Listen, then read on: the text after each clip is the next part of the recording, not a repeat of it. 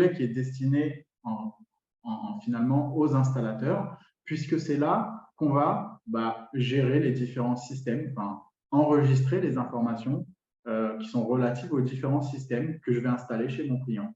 Là, on voit que chez Carrefour Paris, j'ai installé un système d'alarme, un système de vidéo et aussi un autre système, un DAB. Bon, c'est pour la démo. Et puis, je peux ajouter un autre système. Demain, si je vends autre chose à mon client, je vais ici ajouter un système. Et à l'intérieur de chaque système, je vais pouvoir renseigner un tas d'informations. L'idée, c'est vraiment d'avoir une sorte de carnet de santé du système de mon client. De cette manière, d'abord, j'ai tous les codes, j'ai tous les paramètres techniques, tout ça est sécurisé et centralisé au même endroit. Mais en plus, en cas de maintenance, parfois on a des clients qui ne nous appellent pas pendant plusieurs mois, pendant un an, parce que tout se passe bien. Le jour où ils m'appellent, je n'ai pas besoin d'aller rechercher l'information. Je vais juste planifier une intervention technique, on va voir ça après. Je planifie ça à mon technicien et mon technicien sur le terrain, sur l'application, il va avoir accès à tout, à toutes les données. Je vais donner un nom au système, un numéro de transmetteur, je vais définir la marque. Je peux définir ici, puisque c'est un système d'alarme, les différents types de communication et je peux en ajouter. J'ai aussi une communication IP, je vais pouvoir définir ici la fréquence du test cyclique, le protocole, etc.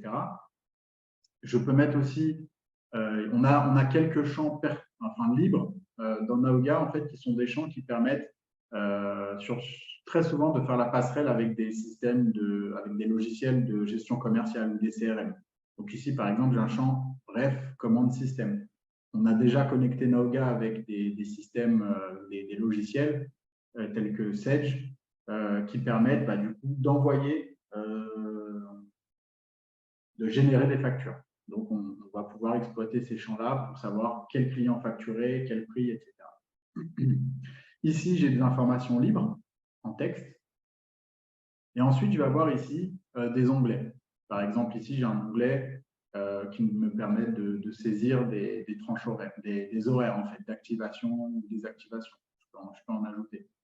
Ici, j'ai un champ, j'ai un onglet qui est très intéressant, c'est l'onglet documents. Donc là, c'est vraiment ce qui va permettre de faire beaucoup de choses aussi avec ce dossier technique, parce que là, je vais pouvoir directement ajouter soit des fichiers, soit des liens. Si je travaille avec Google Drive ou Office 360 ou d'autres solutions de stockage de documents dans le cloud, je peux avoir des modèles de documents internes à ma société et les joindre directement. De cette manière, mon service technique utilise toujours les mêmes formats de zoning. Par exemple, là, j'ai un lien vers le fichier de zoning de ce client. Donc, je vais cliquer dessus et j'accède directement à son tableau de zoning. Sachant que, bien sûr, ce document est aussi accessible par le technicien depuis son appli, lorsqu'il est sur le terrain. Là, j'ai un fichier image. Je vais pouvoir ici saisir les consignes de télésurveillance. Plutôt que d'avoir un fichier Word qu'on met en PDF et on envoie à chaque fois, on fait des allers-retours avec le télésurveilleur et parfois ça peut générer des erreurs, on peut avoir des écarts d'informations, ce qui peut être source de problèmes en cas de sinistre chez un client. Et bien là, l'idée, c'est de consigner les consignes de télésurveillance à un seul endroit.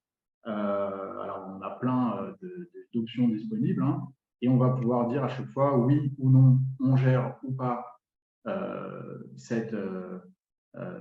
on va dire ce service de télésurveillance, levée de vidéo, et puis on va saisir en texte ici toutes les informations.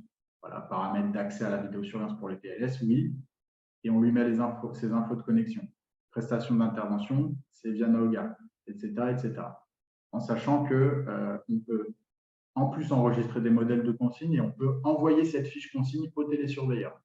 Le télésurveilleur pourrait même avoir accès à cette fiche et lui-même faire des modifications ou créer une passerelle avec son logiciel de télésurveillance sur la fiche Naoga.